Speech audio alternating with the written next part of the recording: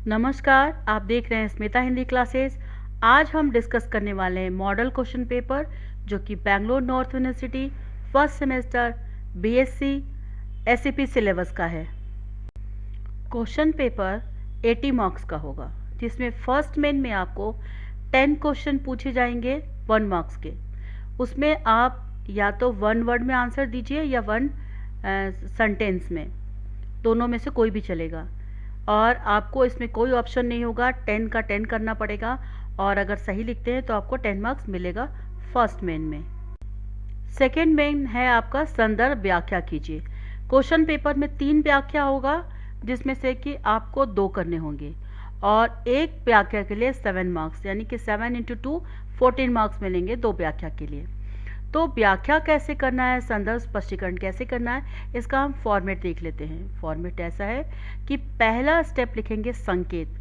संकेत में क्वेश्चन का फर्स्ट वर्ड और लास्ट वर्ड लिखते हैं और बीच में डैश डालते हैं। जैसे कि फर्स्ट क्वेश्चन है वृक्ष इतने उदार, तो वृक्ष और लास्ट में देते हैं फल देते हैं, ऐसे लिख दिए बीच में डैश। इससे क्या होता है कि पता चलता है कि आपने किस क्वेश्चन को सॉल्व किया, किस क्वेश्चन का आंसर लिखा है। कई बार क्या होता है कि क्वेश्चन नंबर गलत दे देते हैं हम, या फिर टीचर को आपकी राइटिंग समझ में नहीं आती है, तो ये समझ में अच्छे से आएगा। ठीक है। सेकंड स्टेप है प्रसंग।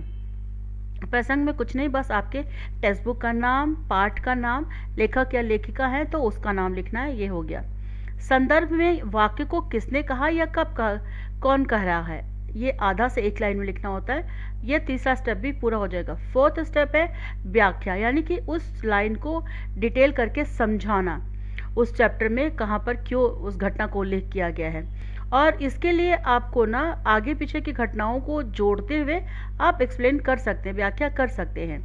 और लास्ट में होता है विशेषता। विशेषता क्या सीख मिलती है, क्या संदेश दिया गया है, समझिए मॉरल ऑफ द चैप्टर। बस इतना करना है व्याख्या के लिए। थर्ड मेन बहुत ही खास है अपने आप में, क्योंकि ये बहुत ज़्यादा वेटेज वाला है। ईच क्वेश्चन के लिए आपको 15 मार्क्स मिलेंगे और क्वेश्चन पेपर में 3 क्वेश्चन होंगे, जिसमें से कोई 2 सेलेक्ट करके लिखना होगा। इसके लिए आपको 30 मार्क्स मिलेंगे। तो इस लॉन्ग क्वेश्चन को लिखने का फॉर्मेट क्या है, ये समझते हैं। सबसे पहले आप किस पाठ को लिख रहे हैं तो उसका शीर्षक लिख दीजिए, यानी कि उसका हेडिंग, टॉपिक। उसके बाद फिर जो लेखक या लेखिका है उनका एक संक्षिप्त परिचय लिखिए, फिर उसका सारांश लिखिए, चरित्र चित्रण कीजिए और फिर उस पाठ के अनुसार या प्रश्न के अनुसार विशेषता लिखिए। विशेषता लिखना बहुत ज़रूरी होता है। कई बार विशेषता आपका पूछा नहीं जाता है क्वेश्चन में, मगर फिर भी लिखना चाहिए। इसलिए लिखना चाहिए कि वो पाठ का एक झलक दिखा देता है, एक समरी जैसा, समरी का भी एक समरी जैसा हो जाता है, तो क्लियरिटी मिल जाती है कि उस पार्ट में क्या है। ठीक है। और नेक्स्ट क्वेश्चन आता है फोर्थ मेन। फोर्थ मेन जो है कि टिप्पणी है, यानी कि शॉर्ट नोट्स।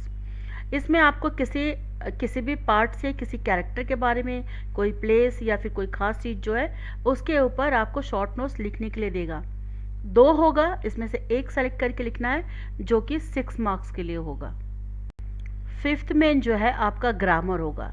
इसमें 3 ग्रामर के क्वेश्चन पूछे जाएंगे, जिसमें से आपको 2 करने हैं और एक ग्रामर के लिए 5 मार्क्स, दूसरे के लिए भी 5 मार्क्स, यानी कि 10 मार्क्स होंगे। जैसे कि यहाँ पर देखिए, संज्ञा की परिभाषा लिखकर उसको भेद को बताइए। दूसरा सर्वनाम किसे कहते हैं, सर्वनाम को भेद को लिखिए। ज़्यादातर एक क्वेश्चन इसमें डेफिनेशन ही पूछता है, परिभाषा। ठीक है। और थर्ड क्वेश्चन है कि निम्नलिखित वाक्यों में से सर्वनाम को रेखांकित कीजिए। तो पहले तो हमें समझना होगा कि सर्वनाम क्या है।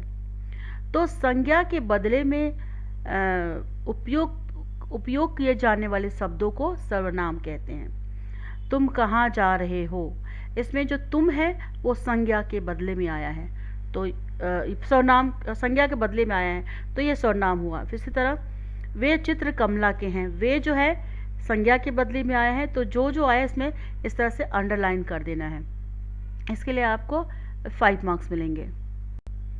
6 मेन जो है वो अनुवाद करो। ये 10 वर्ड होंगे इंग्लिश के, जिसको कि आपको हिंदी में अनुवाद करके लिखना है और 10 के लिए आपको 10 मिलेंगे। ठीक है। तो इसमें जैसे कि इंग्लिश वर्ड है उसको आपको हिंदी में लिखना है।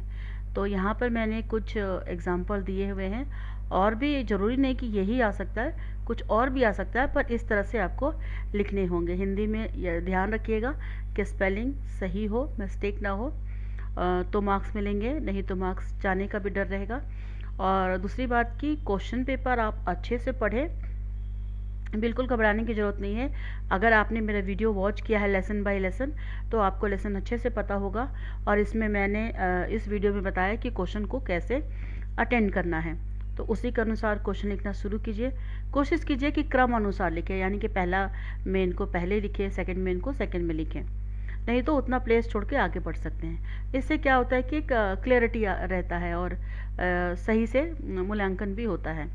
और नेक्स्ट सेमेस्टर के लिए वीडियो मैं बहुत जल्द अपलोड करूँगी, तो मेरे चैनल पर बने रहें और वीडियो को सब्सक्राइब, लाइक, कमेंट और दोस्तों के साथ शेयर करना ना भूलें। वीडियो देखने के लिए आपका धन्यवाद और एग्ज़ाम के लिए ऑल द बेस्ट।